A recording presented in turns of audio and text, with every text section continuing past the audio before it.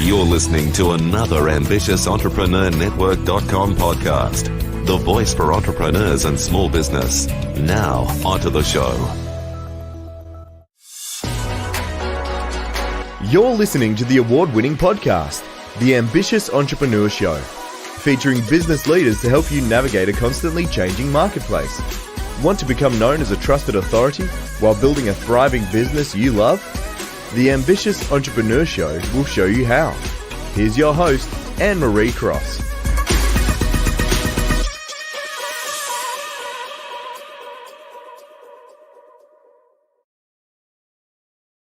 And welcome to another episode of the Ambitious Entrepreneur Show, which is brought to you by the Influence Alliance, which is the business building community and podcast launch and growth community for coaches and consultants who want to make a much bigger difference in the world with their message, while of course build a profitable and scalable business. And I'm your host, Annemarie Cross. Now, joining me on today's show is Kristin Ostrander. Kristin, she is an author, she's a serial entrepreneur, a speaker, she's also a podcaster, as well as an e-commerce expert. Now, she founded mommyincome.com. She hosts a weekly podcast called The Amazon Files, where she helps others start and grow businesses online. Now, her grit, hard work, business savvy has changed her life in ways that she never thought would be possible. From the emotional low of foreclosure to scaling to a 7-figure business while starting another, she is determined to make an impact in the lives of others by sharing what she has learned along the way. Now, with her new book, Dream Big, Step Small, she desires to inspire women and mums all over the world to find their purpose, follow their dreams, and take small steps to get everything they ever wanted. Now, on today's show, Kristin is going to share why you may be struggling as an Amazon seller and how to fix it. Now, for some of you, you may not even know that you can have an Amazon store. So this is going to be an incredible show for you. She's also going to share how to incorporate private label products with wholesale for a winning custom product, as well as the number one alternative Amazon business model that allows you to never touch inventory again, and so much more, I'm sure. Welcome, Kristin, to the show. Thank you so much for having me. It's a pleasure.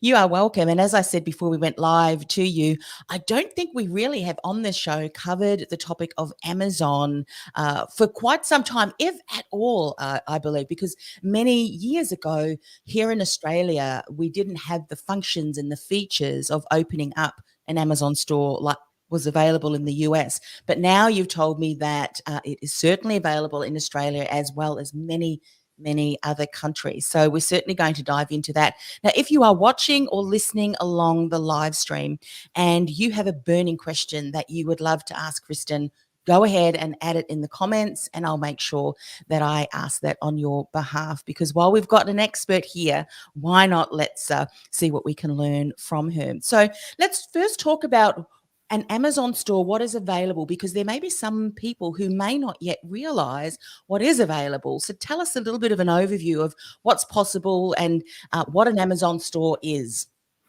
So if you've ever purchased, I think most of us have purchased from Amazon, and Amazon Prime, I believe, is now available globally to everyone. I'm sure that they've rolled that out in Australia so they can get the free shipping at least a couple of days.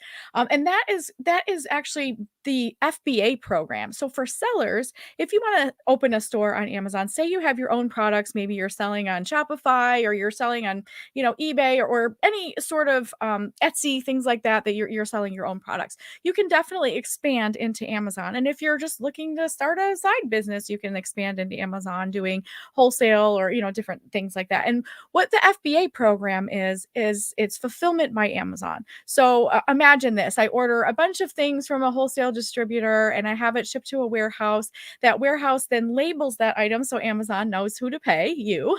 And then they ship it all off to the Amazon warehouse. So Amazon warehouses, stores, and ships that to customers. And because they have the capacity to do that, they can get it to Prime customers for 2-day shipping. I personally wouldn't be able to fulfill all those orders and do all that myself. So Amazon kindly and for a hefty fee will provide that service for you so that you can reach more people with your products. So the FBA program is really what is set up globally for everyone to be able to not have to touch individual orders like most people are used to when they have e-commerce stores. Yeah. And it sounds very much that it's for companies, and correct me if I'm wrong, is it for companies that have would be seen more as brick and mortar? I mean, now obviously we've got companies that are working from home, but that have a shippable product. It's not like a service that's being sold if you're a coach or a consultant, but maybe you've got some physical products which your customers buy. So in that instance, if you don't have the capacity to start up a fulfillment house, so to speak, Amazon has the platform and the ability to take that on for you if you would like to do that. Absolutely, yes, a product base. And don't sneak by that so soon. Actually, they do have a couple other platforms that you can list services available for sale. I'm not sure if that's available in Australia yet, but I Mm. know in the US, if you are a service-based business, you can also use Amazon. And I encourage anyone who offers services or even, say downloadable products or printed digital products. A lot of people do those on Etsy, but having an Amazon presence, regardless of where you are located, is super important because Amazon's actually the number two, I think, search engine. A lot of people think it's just for products, but people go to Amazon all the time, just look for reviews, they look for new products. And if you have an Amazon presence, even if you're selling one or two of your own branded items, you still have that visibility and the ability to provide products for your customers. Even say you're in a service-based business and you offer a workbook, you could have your workbook available for sale on Amazon, and they do print on demand even. So if you have, your own things, there's so many possibilities to be able to make money with Amazon these days, no Yeah. matter what kind of business you're in. Oh, absolutely. And I mean, I all know, I mean, I all know, I'm sure all of us know and have experienced the Amazon platform from a consumer's point of view. Do they have figures about the amount of people that go there on a daily basis to kind of search and purchase? I would imagine it's huge. The customer globally, there's 153 million. I think actually that's a US stat. 153 million unique buyers that are registered in the United States alone, let alone globally. So I mean, that's the statistics. I mean, sorry, I wasn't prepared for that question, No, but no, no. The reason I asked that is just having that figure alone that you shared from the US point of view, that's massive. If you could potentially get your product, your service in front of your ideal customer when they're searching, why would you not take advantage or do some investigation to see? Now, also share, because one of the things that I used to watch were people who may be featuring a product that they used. Makeup artists were ones that did this very well, or even painters, artists. And then what they would do would they would link the product that they were featuring to an Amazon store. So, like as an affiliate. And so they had their own store that was selling other people's products, and they would get paid a commission if someone purchased through the link. Now, that was not available via in Australia either, but I believe that it is now too. So some people may be using products and services that may not necessarily be their own. However, because they've got quite a large following and they want to tap into the Amazon platform to be able to sell, that's also available too, isn't it? That you can do that. Yes, ma'am. And let me tell you this, if you are an influencer, if you are someone who has a strong following and you recommend a book, a product, even like I tell people, I joke about it being Kristin's favorite things because, like, when I fall in love with a product or a service or a software company or anything, I am just a walking commercial ad for all the things that I love. And so I ridiculously created this particular website called KristinsFavoriteThings.shop, and because I would add these links that you're talking about to link to Amazon. Like, for example, someone say, what do you use in that gorgeous curly hair you have? It's like, oh, my favorite product is, this Diva Curl, super cream that I use. And so I would add that to my Kristin's Favorite Things store and link it to Amazon. So although I'm not selling that physical product, anytime somebody clicks that link, then I get a couple cents from that, a couple cents from here, and it adds up over time, hundreds of dollars a month if you've got all kinds of different products. So if you've got a book recommendation for your audience, or you've got, say you're a lawyer and you're just talking to your regular audience or your clients about something and you have a recommendation, that could also be used. You could text or email them a link to a product. There's all so many ways to use Amazon to bring in extra income to any business. Yeah. And, there's so many people now that have over the last couple of years been forced or circumstances have now required them to change careers. So they may not yet be familiar with the fact that you don't need to set up a massive big website or have a whole e-commerce thing that you need to set up yourself. Why not go and tap into a platform that already has some things? And if it's something that you can bring in from previous career experience, and you can start talking about that, that's a wonderful way that you can start to benefit from selling products and services that may not necessarily be your own. I think we've gotten to the point now where I'm hoping that people have gone, I'm curious. This sounds like a great idea, but now let's talk in more into what are some of the things that we need to look out for. Particularly, there may be some people who already do have an Amazon store. They're a seller, but it's just not working for them. What are some things they need to look at and fix? One of the things that a lot of times people that have been selling on Amazon for a while is they get complacent. They think that it's a set it and forget it. They put up their listings, they put up their products, and then they kind of just set it and forget it.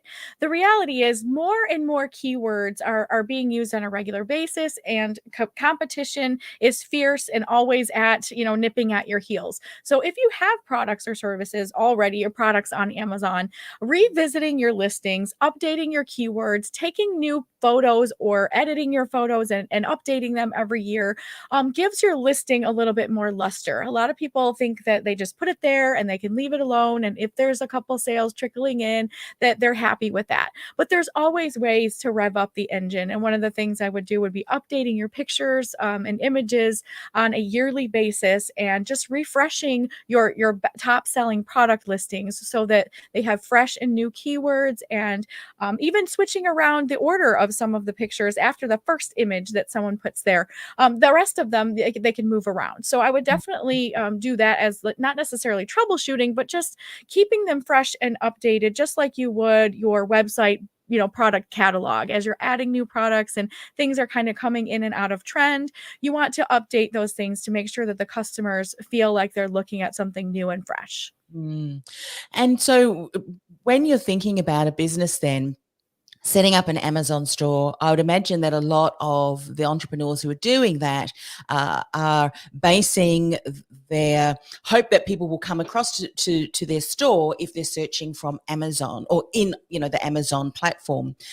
Are there other things that they can be doing that will get even more eyeballs there, like leveraging the social media? Are there things that you see that they're not doing as much as we should, to really continue to drive more traffic there or build awareness that, hey, we have a store, here's the products? Yeah, absolutely. Of course, using and leveraging every opportunity that you have. So if you have a following or you have a client base or, whatever platform you're working from, dealing with all these different entrepreneurs and goods and services and things like that, always leverage your opportunity to introduce your audience to new products or new services or reintroduce. I've made this mistake before in my business of assuming that if I told my audience one time that they would just automatically remember that and I don't have to repeat myself. And the reality is that people need to hear things 3 to 5 times before they even connect the dots in their mind and remember that, let alone remembering it long term. So always bringing your products to the forefront of your customers' minds and just sending them a quick email to say, hey, did you know that I offer some products on Amazon? Here's a link to my store. Making an Instagram reel about that, or just dropping in a really quick video or I know some podcasters will do like a normal weekly show, and then midweek they might drop a 5-minute announcement podcast that's something like a juicy secret, or maybe it's something like that to say, hey, I just wanted to check in with you guys to see if you've checked out my Amazon store, and you can give the link there or you can put it in show notes, and it's just another way to kind of knock on the door and say, hey, remember me? I know you've been listening, but here's this again, and continually putting it in the forefront forefront of their minds, because, people forget often. And just because you told them once does not mean they're going to remember it forever. I don't know about you, but I need my sticky notes to remind me of everything these days. Absolutely. Life and business gets in the way. So you may have, I need to go and check that out on Kristin's store, but then something happens and you completely forget. So you've spoken about the fact that, look, don't just set up the store and forget it. Go annually, once a year at least, refresh your pictures, refresh your keywords and things like that. Are there other things that we need to look out for? For instance, and I'm just going to ask some questions because as if I know nothing, because I kind of, when it comes to the Amazon stores, I'm a very newbie here, but just like social media platforms, having a really good bio that does have keyword searchable. Are there other things that we can do when setting up the store to begin with that maybe we haven't done, initially, that we need to go back and revisit? Are there some other things that we can be doing to fix our store? Well, the most important thing is really those listings, because Amazon is a platform, unlike a bunch of different Shopify stores that you can send people to. Amazon, think of it like a giant search engine. So the more keywords and the more relevant keywords that you have in your listing, the more Amazon is going to partner up your, say somebody is typing into the Amazon search box, um, cute yoga mat. So they don't just want a yoga mat that's just a normal boring gray color. They want something with maybe a design or something like that on it. And so you want to make sure that you are tapping into the keywords that your customers are using to search. And that's the most important piece of real estate that you have on Amazon, because most of the time people aren't going to, it's not like a .com or a URL where someone's actually typing your store name in. They're actually just looking for a cute yoga mat. And because of that, they're going to bring up all the listings that feature what the Amazon believes the customer is searching for. So using those keywords the exact way that your customers would use them, instead of, we always want to use proper English, or, you want to type everything and have it grammatically correct and sound that way. But you're appealing to not only customers, but also an algorithm behind that's constantly searching and matching up keywords with products. And so we want to make sure that our product descriptions really fit what the exact item that you're selling is, so that your customer can adequately find it. Another thing that we can do to just make sure that we're reaching out, Amazon's very specific about how you can reach out to customers. They're a little bit greedy about their customer acquisition, and they don't like you to communicate outside of Amazon with your customers. So, but one of the ways that you can follow up with people is asking for feedback or reviews on your listings. And that's really important, because the more reviews that your listing has, the more customers will see that, they'll review it, they can trust that your product's a good one, and they'll want to make a purchase. So another thing you can do, if maybe you're just starting and you've got slower sales, you can reach out via the Amazon platform, not through email or anything like that, but through their system, and just say, hey, how did you like this product? Please leave a review. We'd love your feedback. Now, you can't ask for a positive review. You can just ask for one, and make sure that you're following up with those customers. Yeah, so important. And that if you're doing that consistently, you'll continue to, I would imagine, and I would hope, get great reviews. And that's something that I have often said to people: go and have a look at the reviews and what people are writing, because that can give you ideas into keywords and phrases that your ideal clients are saying. So there's just so many rich opportunities to do customer research, because I'm sure people have thought, when you were saying, Kristin, what are the keywords that your clients are typing in, that I really don't know? Because we can assume things, can't we, that they're typing something like this, but actually when you do some research on your ideal customer, what they're searching for and what you have put in as a keyword or a key phrase may be two different things. So that is so important, not just for an Amazon store, but just for your business and your marketing anyway. So great point there. You also talk about incorporating private label products with Wholesale for a winning custom product. Tell us a bit about this. So that would be considered. I actually created this business model due to really thick competition and not margins depleting because of so many competition.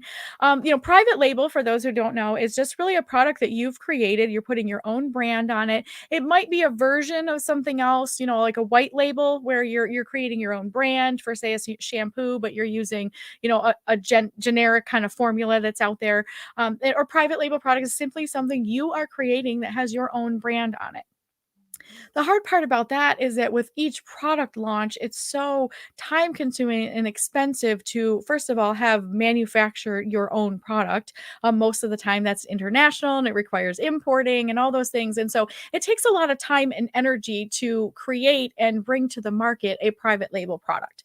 And so that has its pros and cons. And then you've got your regular wholesale, which anybody globally can have access to many distributors. You can order from catalogs, just like your normal retail stores would be doing that, your brick and mortar stores. You can also do that for Amazon.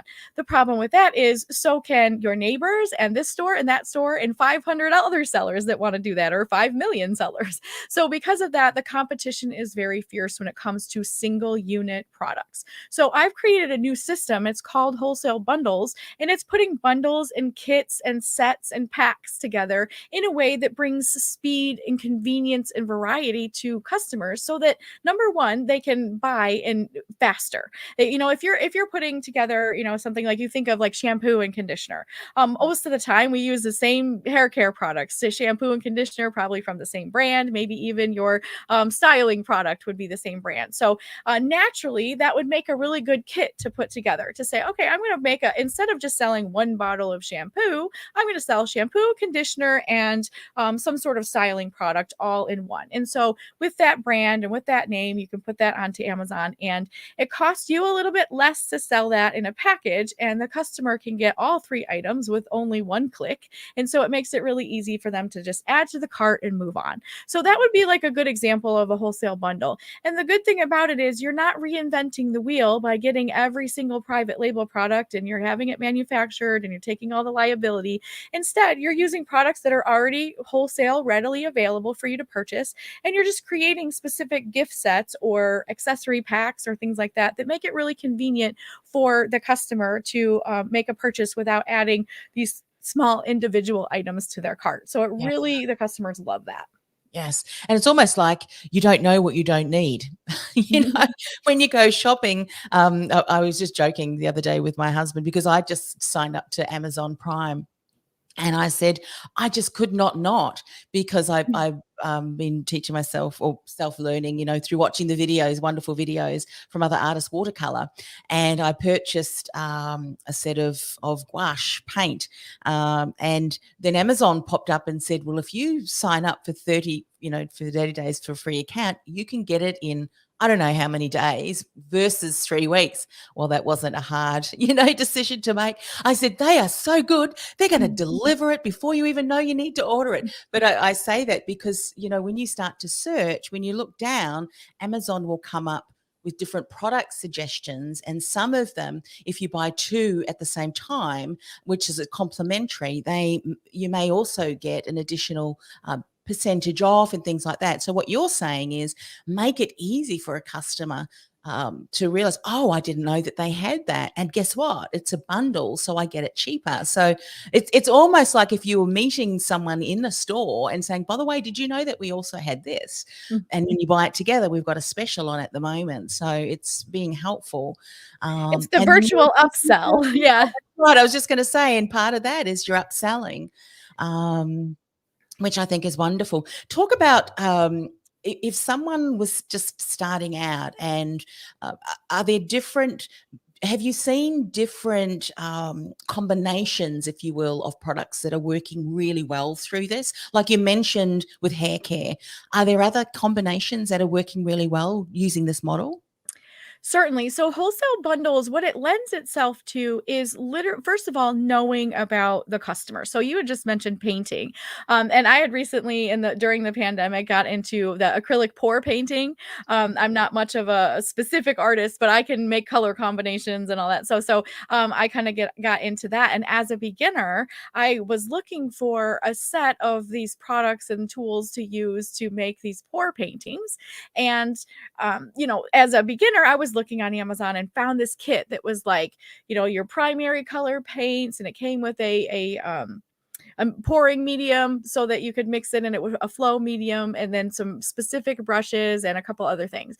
And that is a perfect example of knowing your customer and putting kits together that benefit the customer. So if you know that the beginner painter needs these specific supplies in order to, start painting in this specific method, then putting all those, curating that bundle or that kit for them so that it makes them really easy to buy. So if they say beginner pour painting kit on Amazon, the customer's like, oh yeah, this has every single thing I need in here. So I always suggest when people are putting bundles and kits together that knowing your customers' needs and either problems and pain points or their needs, just like you would in a service-based business, you figure out what their major needs and desires are in the product category. So I always recommend starting with something you're familiar with. So if you're into painting, or if you're into knitting, or you're into whatever your hobbies are, you know what the pain points are as well. So you can create and curate products around those pain points, and your customers will be so happy that they can just go on Amazon and look for one particular item, find a kit, and order it with all the things, instead of thinking, oh, I have to find paint, and now I have to find brushes, and now I have to find this flow medium, all the different addings. And it also helps the environment because you're actually packaging all of this before it goes to Amazon. And because you're packaging it ahead of time, you're saving packaging, you're saving plastic, you're saving cardboard, all of those different things, which environmental concerns are really important to a lot of people. And so that also is another benefit to doing the bundling and the kits, because it really saves the environment and all of the packaging and plastic as well. Yeah. And I know if, just say, for instance, you were, or someone had put together a beautiful kit of a starter kit of the acrylic oil pouring, and you might have all of the different things together. You could also, if you wanted to, have things separately, and so you make the purchase experience, the consumer purchase experience, so much more streamlined. If you're wanting to grab and go kind of thing, here is it all in the kit. But maybe you're coming back and you need to refill some of your colors. Here is the individual ones. In that way, you can get really creative. And this is what I was going to say to you. There is nothing more powerful. And as a consumer, this has definitely happened to me. If I'm watching a YouTube video on, and someone, especially technology, I do love technology, and someone's using a stand or something, I always go down to the comments, where they've written down what they're using, and find out what is that product that they're using, and it'll link to the Amazon store. And so often, if I need it, I'm buying it. And that's the power of, as you said, if you show your audience and they need that for a certain solution, they will purchase it. Make it easy for them to do so by having the link. Indeed, absolutely having that. And I love what you said about not just making bundles and kits for people, but also selling every single item in there individually, because that's also an advantage for those types of kits like that. That say somebody tries the pour painting and they need the beginner's kit the first time, but then they come back and they need to replenish the paints or the colors or anything like that. You can always add that there as well. So that's always super important to be able to. And you know what I would do too, because I'm just running through my, some ideas in my head. And if you've got a package or a kit of things, you can do one for a budget conscious, and one, and one for the one, who doesn't matter, has a little bit more of a budget to splurge. Put yourself in the shoes of the consumer and put together a number of different bundle options to make it easy, and then a decision. And there's always something about when you see the low budget and the higher one. I don't know, it's just me. I'm just going to go for the higher one because I want all of the things. Yes. If I'm doing something. I'm so similar. I want all of the things and most of the time. And that's another actual concept that I teach people as well is that you can start small with a basic kit of some sort, and then and this is not really even a real word, but like you can always deluxify it by saying, okay, what else can I add to this, because customers are happy with this. But there's always, in every, like you just said, in every product, in every niche, in every hobby, even, there's the people that are just starting out that are very budget conscious and they're just not sure exactly what they need or when and how. And then there's people like me who jump in with both feet, and I want the top of the line, every single thing that they Give have. me And I'm every just, brush, give me every pouring thing, the yes, size of bucket. me too. And a I'm lot of like, the times, a lot of the things just sit there anyway, but it's good. It's good on the desk, doesn't it? Love yes, it. for Let's sure. So, talk so about you can have both of those within that. exactly. But I tell you what, uh, and you know, you may have, as you said, a starter kit, and then if someone can come back then if they want, and then upgrade that, because make the purchase as easy and streamlined as possible of an experience. Share a little bit more about the number one alternative Amazon business model that allows you to never have to touch inventory again. So it's a little bit of an expansion of what we were just talking about with the wholesale bundle system. And the wholesale bundle system is, my program that I teach. And the thing about that system is that in part of the modules, I teach people how to not have to touch their inventory. And in the US, and I think in some, I mean, coming soon to a city near you, I hope, are they're prep facilities. So we call them prep centers here. And what happens is they work directly with Amazon sellers so that you do not have to keep product in your home or in your garage, or you don't have to have a warehouse or any of those things. That you can order your products online. So we'll go back to the paint example and say we find this wonderful pour painting kit we're going to put together. So I send, I purchase the products from the wholesale companies, and I have all of those products shipped to my prep center. And then the prep center, they put the kits together in my branded packaging and they send them to Amazon. So I don't have to have a warehouse. I don't have to have a team of workers. I do not have to process that inventory. I'm not receiving pallets in my home, things like that. I used to do that many years ago because that was the only option, except for owning your own warehouse, which almost puts most smaller business startups out of business. And Yeah. so there is a way to do it from home if you're going to do a small operation. But the reality is it gives you location freedom. So if I would like to fly to see you in Australia and visit for a couple of weeks, my Amazon store continues to run, and they continue to prep the inventory and ship it off to Amazon warehouses. And you can be hands off by using a prep facility. So really, this opportunity is globally open to anyone who wants to participate. You don't have to have some big warehouse or a huge budget to even get started. A lot of people do this on the side in addition to their careers as a way to earn some extra income. Yeah, because if you think of the fact that you may have to have your own warehouse, then not only are you talking about the warehouse facility, you're talking about staff, you're talking about this, that, and the other. And as you know, as business owners, the moment that you have to talk, deal with staff and all of those things, it brings an entirely different skill set and focus, doesn't it? Then as a leader of the business, now why not at least investigate a product or an offering that takes that off you, because they're experts in the e-commerce, the merchandising, factory setup, distribution, all of that. We're not experts in that. So if we can tap into that via Amazon, then let's go ahead and do that. Now let's share more. I'd love you to share more about your programs, how people can find out more, the podcast. Tell us all of that for people who would love to find out more.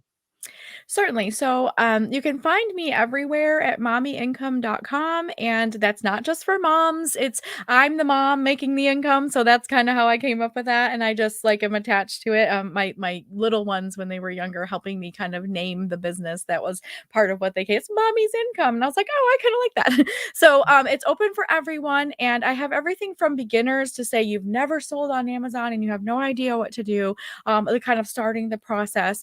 And then the wholesale bundle system there, it will really teach you even how to start with wholesale. A lot of people don't know how to do that, and it's a lot easier than people think. It's just a couple of business things and then some emails, and you can get that started there. And I'll tell you that I started on Amazon. I've been selling on e-commerce since 2003, so almost 2 decades now. It's been 18 years. And with Amazon, it's been since 2008. So I got my start. I got going on Amazon. I had a lot of ups and downs and pitfalls along the way because there wasn't a ton of people teaching how to sell on Amazon at the time. So when I, really became successful and really excited about it, I was invited to be on a live show similar to this. And I was sharing just what I've learned and how I've avoided some mistakes. And someone had asked me, "You need to share this all stuff, your own show. Like, we need to hear more from you." And that never dawned on me. I never thought I could be a teacher or a trainer. I was just making money with Amazon and doing and learning what you've learned and teaching that out. Fantastic. So that's how Mommy Income was born. And I began to just, every time I would learn something, I would kind of put it into a course or do live coaching or classes to really just help people, because I had to stumble through a lot of that myself. There was some training and even some quality training from a few gentlemen back in the day, but there wasn't a ton of training at first. So I had to make a lot of costly mistakes and just kind of keep going and figure it out and pivot. And I just didn't want other people to have to go through all of those ups and downs and making the same mistakes. So I put a program together that really would help people avoid that huge learning curve of just wasting a lot of money, and say, let me give you some shortcuts to help you make this successful, because it doesn't have to be a side business. It actually is fully supporting many, many people in their full-time income. So the possibilities are there. Love that. Thank you, Kristin. So mummy or mommy, here in Australia, we call them mummy. So with a U. So mommy.com, go and check that out. And I'm sure all of the links are there for people then who are more service-based businesses and don't necessarily have products. However, they could refer to certain products because they themselves use certain products as part of their business, and their ideal clients could benefit from those same products. And that they're looking at maybe setting up a store more as an affiliate. Is that also more information that they can get from you as well, and support in that area? Absolutely. The Amazon files and the Mommy Income website, and even the YouTube channel, there's a lot of free information out there to be able to just look and watch a few of the videos. And our YouTube channel is full of a lot of great information there. So there's something for everyone on Amazon, and everyone can always just reach out to me and say, "Hey, I'm looking to make money on Amazon. What's the best way?" And I can, get on a call with them and let them know, based on their business, what would be the best option for them. Fantastic. Look, thank you for coming on the show today and sharing your knowledge. I know that we've often said on this show, and I'm a true believer in, if you want to achieve something, go and find someone who has gone out and created the pathway, so to speak, at the highs and lows, as I'm sure, as you've just confirmed, all of the things that you now teach, a lot of it also includes, don't do this, because the pathway, the things to do, the better things to do, and why reinvent the wheel and go through the highs and lows when we know we can go to someone who's been there before and can certainly direct us in that way. So thank you for sharing your knowledge and expertise and what you've learned, and for coming on the show. Thank you so much for having me. It's been a pleasure. This podcast is brought to you by theinfluencealliance.com. Want to influence real change with your message by becoming known as a trusted authority in your industry while building a sustainable and scalable business you love? Find out how by accessing our free podcast series at www.theinfluencealliance.com/podcast series. That's theinfluencealliance.com/podcast series.